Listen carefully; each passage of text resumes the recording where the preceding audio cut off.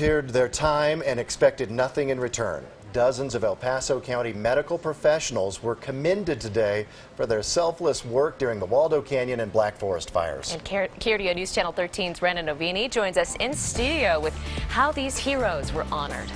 Jason, Heather, 144 volunteers with the Medical Reserve Corps of El Paso County put in more than 2,000 hours during the fires, and today they were honored at the state capitol.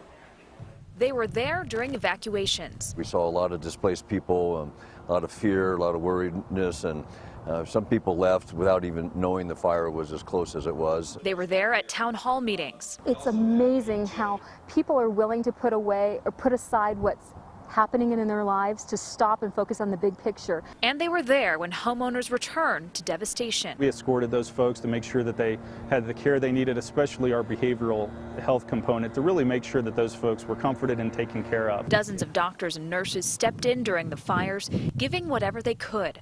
During the Waldo Canyon fire, Dr. Tom Higginbotham worked 8 to 5 at his office, then went to the Disaster Recovery Center. A lot of us were there until probably 2 in the morning, just kind of, helping people. All those in favor of House Joint Resolution 1019 say aye. Aye. All those opposed, no. House Joint Resolution 1019 is adopted.